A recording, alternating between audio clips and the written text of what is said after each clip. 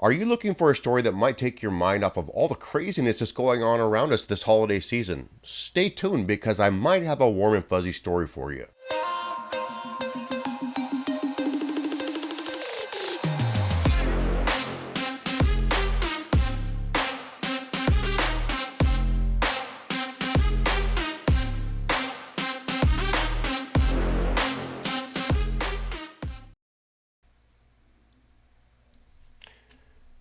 How's everybody doing today? My name is Ty with Ride IQ. I want to thank you guys for coming and visiting me today. And I wanted to go over the story. See, I ran into this story this morning and it kind of warmed my heart a little bit.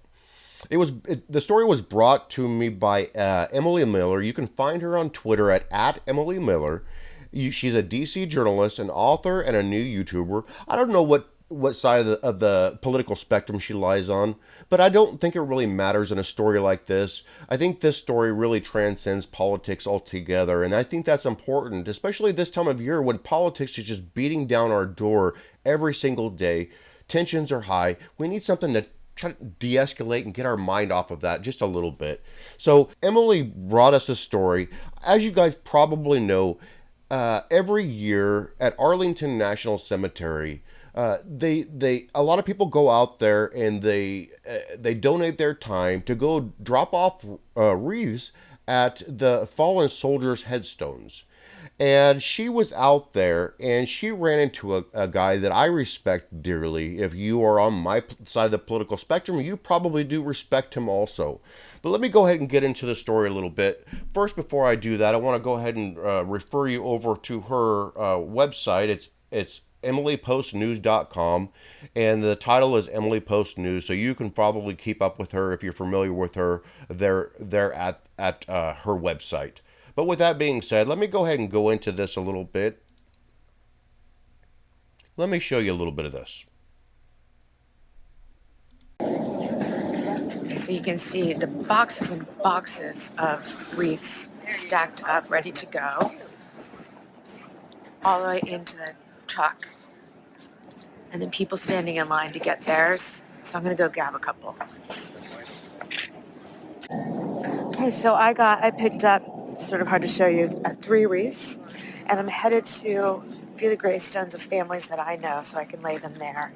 3 of the 13 who were killed in Kabul in August of 2021 at the airport are buried here in the front row, or the most recent row at Arlington National Cemetery. This is Nicole Leanne G. And then Ryan Nouse. And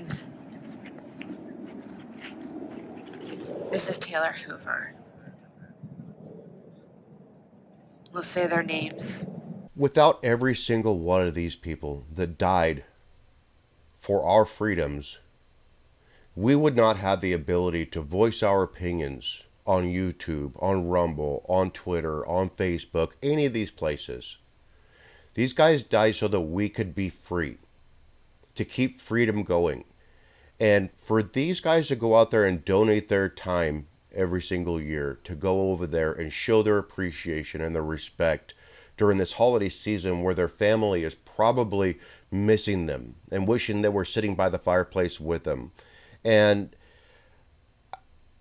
for them to go out there and donate their time to do that, I give you guys a standing ovation. I think what you guys do every year is very admirable. And hopefully one day I will be able to go out there and join you also, because I think it would be a great experience for me and my family. I think my daughter would enjoy that, and it would give her a newfound respect for what it takes to keep America free. And it doesn't really even matter how they died or anything like that, because we may not like how they died. Like for instance, Afghanistan, the pullout from Afghanistan, we may not like how they died. I definitely don't like how how Joe Biden pulled out of Afghanistan, but that's not what this story is about. The fact of the matter is, those guys were there, and they were ready to put their lives on the line to make sure that they were looking out for America's interests. And thank you, Thank you, every single one of you that volunteer your time to go out there and do that. And thank you to everybody out there that goes out there and puts your life on the line for me and my family and my neighbors and everybody else that gets to walk in the United States free. So I wanted to go into another clip here. So I just spoke to Rosemary Dill, who's a Gold Star mother. I met her out here in Section 60. She actually comforted me when I was crying. And I asked her what she wanted me to say at her son's grave, and she told me I'm going to do that right now. Mark, your mom, I just spoke to her, and she said to tell you that she loves you and that your brother Dominic is with her for Christmas.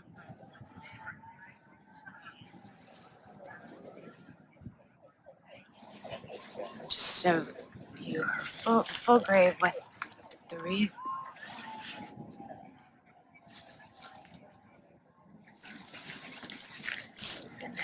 We'll fix that.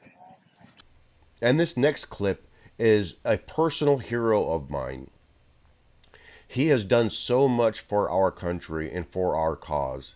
And every time I see him, I know that I have a fighter in the Supreme Court. Someone you're going to recognize, Supreme Court Justice Clarence Thomas. He comes every year. Most people don't recognize him. He and his wife, Ginny, come together. They put together a group. You can see he just blends into the crowd and puts out the wreaths with everybody else. And there's his wife, Ginny.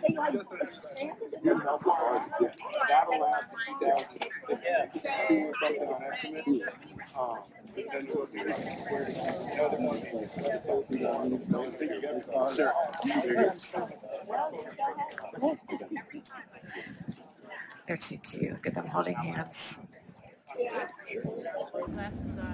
Let's take a good picture. Hold on. Let me see. Emily Miller, thank you for bringing us this story. And thank you for enlightening us on Justice Clarence Thomas's appearance there. I think what it shows is that he's human. He's just like you and me.